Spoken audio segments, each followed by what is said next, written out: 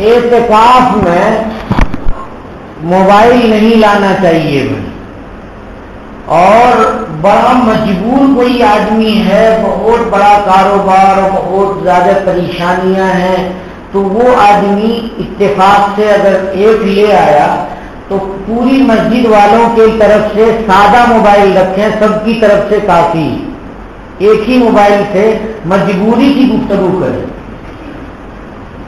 ایسا نہ ہو بھائیوں کہ ہیں مسجد میں اور دل لٹکا ہوا ہے ماں باپ کے پاس اور خالہ ماموں کے پاس اور ہم باتیں کریں گھر اپنے رشتہ داروں سے، یہ غلط ہے۔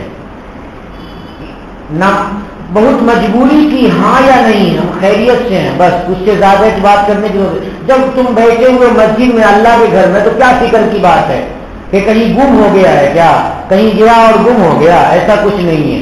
اللہ کے گھر میں بیٹھے ان کو بھی اطمینان ہے، یہ بات کرنے کی ضرورت نہیں، موبائل لانے کی ضرورت نہیں،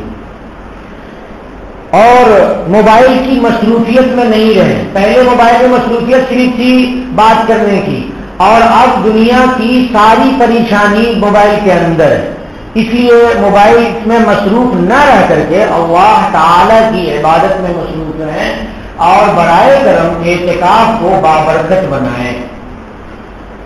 الگ الگ خلوتیں بنا دی جاتی ہیں، اس کا یہ مطلب نہیں ہے کہ آپ چیٹنگ کرتے رہیں اور مسجد میں بھی بیٹھے ہوئے ہیں، ایک طرف مسجد میں بھی بیٹھے ہوئے ہیں، ایک طرف مے خانے میں بھی بیٹھے ہوئے ہیں، ایسا نہیں ہوتا، یہ اللہ ایسے بندے اللہ کو قبول نہیں ہے۔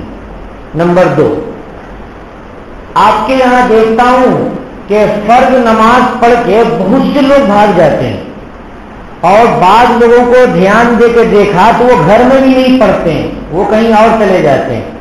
تو یہ بات ہے کہ نفل اور سنت کو گھر میں پڑھنے سے زیادہ ثواب ہوتا ہے، مگر اب لوگوں کی مصروفیت کی وجہ سے علماء نے یہ مشورہ دیا ہے کہ عام حالتوں میں لوگ مسجد سے نکل کے بھول جاتے ہیں سنتوں کو، تو مسجد میں ہی سنتیں پڑھنی چاہیے، نفلیں پڑھ لینی چاہیے۔ یہ طریقہ ٹھیک نہیں ہے کہ ایک دم سے فرض پڑھتے ہی اٹھ کر کے بھاگ لیے۔ بعض لوگ تو دعا بھی نہیں کرتے ہیں، ویسے بھاگ جاتے ہیں، ارے دعا مانگ لو، کیا ہو گیا، اللہ سے مانگ لو، کسی انسان سے مانگ رہے ہو کیا، کسی مالدار کے سامنے فقیر بن کے مانگ رہے ہو کہ ایک چپل دے دو، جوتا دے دو، اللہ سے مانگ رہے ہو، تھوڑا مانگ لو۔ تو نہیں میں تو کچھ اور ہوں، میں کچھ اور بھی ہو تب بھی تو تیرا ہی اللہ ہے، ہمارے بھی اللہ، تیرے بھی اللہ، مانگ لے اللہ تعالیٰ سے۔ فرض کے بعد دعا قبول ہو جاتی ہے، نفل کے بعد دعا قبول ہو جاتی ہے۔ ہاتھ اٹھانے میں شرم لگتے مت اٹھا، بغیر ہاتھ اٹھائے مانگ لے اللہ سے، کون کہتا ہے ہاتھ اٹھانا ضروری ہے؟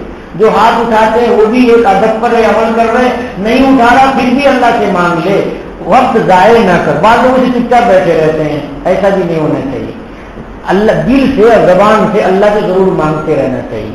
اللہ سے نہیں مانگو گے بھائی تو کس سے مانگو گے؟ تیسرا مسئلہ، کئی مسجدوں میں نماز پڑھی اور بہت تکلیف ہوئی، وہ یہ ہے کہ آپ کے یہاں صف لوگ لگانا نہیں جانتے ہیں۔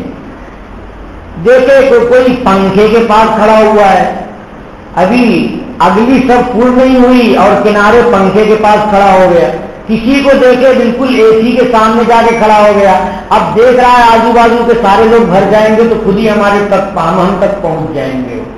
2 منٹ 4 منٹ کے لیے اے سی میں رہو گے، کیا فائدہ سنت کے خلاف ترتیب بنا کر کے؟ صفوں کی ترتیب تو یہ ہے کہ اگلی صف پر ہو جائے تب پچھلی صف بنے، اور پچھلی صف بیچ سے بنے، کنارے کنارے سے لوگ بناتے ہیں۔ میں لال مسجد میں دیکھا 5 صف بن گئی کنارے سے، اور اگلی صفیں ویسے خالی ہیں، ادھر سے آنے والے ان کا گھر ادھر قریب پڑے گا، وہ ادھر ہی کنارے کنارے کھڑے ہو گئے، معلوم ہے یہاں سے وہاں تک ہو گئے، ادھر والے نہیں ہیں، ادھر محلے والے ان کے گھر دور ہیں، ادھر سے صفی نہیں بنتی ہے، ایسا ٹھیک نہیں ہے۔ ابھی سب پوری کر کے پچھلی صف بنانی چاہیے ترتیب سے۔ سب کا سیدھا کرنا واجب ہے، واجب، اگر سب سیدھی نہیں کریں گے تو اندر سے اختلاف پیدا ہو جائے گا اور دل کی دوریاں پیدا ہو جائیں گی۔ اور ایسا بھی نہیں ہے سب سیدھا کرنے کا مطلب کہ پیر میں پیر سٹاتے رہو، بعض لوگ ایک دم سے سٹاتے چلے جاتے ہیں، ہم تھوڑا سکوڑ لیتے ہیں دیکھیں کہاں تک چلتا ہے، تو بہت زیادہ چلتے چلتے پھر وہ تھک جاتا ہے کہ بھائی اس کی کیپیسٹی اتنی ہی تھی، اور جب سجدے میں جاتے ہیں پھر ایسے ہو جاتا ہے، پھر کھڑے ہوتے ہیں پھر ایسے کرتے ہیں. یہ کیا طریقہ ہے؟ نماز میں احناف نے جو سکھایا نماز اور حضور کا اور صحابہ کے طریقے سے جو احناف کی نماز لکھی ہوئی ہے اس میں ہے کہ اپنے پیر کو 4-6 انگلی دور رکھو اور پیر ویسے ہی رکھو پوری نماز میں، وہ پھیلا کر کے اور پھر قریب کرے ایسے نہیں، یہ طریقہ ٹھیک نہیں. اور کیسے برابر ہوگی؟ سب آنکھ ہے دیکھ رہے ہیں برابر ہے کہ یہ جو پیر کی جو یہ ہڈیاں ہیں نا یہ دونوں طرف جو نکلی رہتی ہیں تو یہ ہڈی برابر برابر رہنی چاہیے، سر کی ہڈی برابر برابر رہنی چاہیے. آپ کہیں گے ہڈی کو کہنے کی کیا ضرورت ہے، پیر ہی برابر برابر رہے.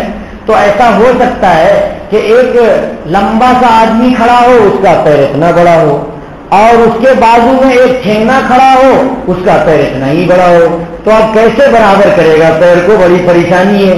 تو شریعت نے بتا دیا کہ ٹخنے برابر ہوں. ٹخنے سمجھ رہے ہیں؟ تو ہڈی جو اٹھی ہوئی ہے وہ برابر برابر ہو. کتنا برابر ہو کہ اگر ادھر سے کوئی سوئی کے ساتھ دھاگا پاس کرے تو سب کو برابر ہو جائے، ایسا برابر ہونا چاہیے. تب دل برابر رہے گا اور تب آپس میں اختلاف نہیں ہوگا، ورنہ اختلاف ہوگا. چوتھا مسئلہ یہ تو میں نے بتا دیا کہ جاگنے کی جو رات ہے جو شب کیا کہیں اس میں شب قدر کو تلاشنا ہے، 21ویں 23ویں 25ویں 27ویں 29ویں، ان راتوں میں عبادت کے لیے جگنا ہے، صرف جگنا نہیں ہے. کوئی چائے میں لگا ہوا ہے اسی میں جگا ہوا ہے، تو کوئی دیکھو سڑک پہ گھوم رہا ہے اسی میں جگا ہوا ہے، 2 4 5 بیٹھ کے وہ کہے لگا رہے ہیں. کیا کر رہے بھائی؟ تو آج 27ویں کی رات ہے، جگے ہوئے ہیں. مسجد میں ٹولی بنا بنا کر کے باتیں کرتے رہتے ہیں، بھلا کیا فائدہ ہوگا؟ اللہ کے لیے جگنے سے فائدہ ہوتا ہے، اور اللہ کے لیے جگنا اکیلے اکیلے ہوتا ہے. اس لیے کئی ایک کے ساتھ گپ شپ کر کے جو جگیں گے تو وہ رات جگنے کا ثواب حاصل نہیں ہوگا، شب قدر تلاشنے کا ثواب حاصل نہیں ہوگا.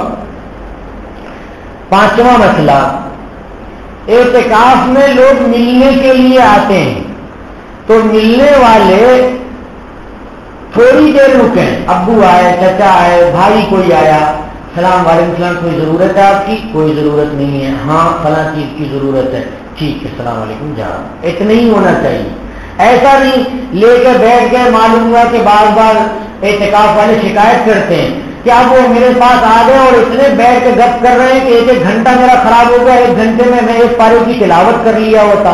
تو بھائیو ہر ایک کا لحاظ کرنا چاہیے اور اعتکاف میں اعتکاف کرنے والے کے وقت کو خراب نہیں کرنا چاہیے. اللہ تبارک و تعالی عمل کی توفیق عطا فرمائے. میں کچھ آپ کو زکوٰۃ کے مسائل بتاتا لیکن لال مسجد میں انشاءاللہ تعالی کل بتاؤں گا. اللہ تبارک و تعالی عمل کی توفیق عطا فرمائے. وآخر دعوانا ان الحمد للہ رب العالمین.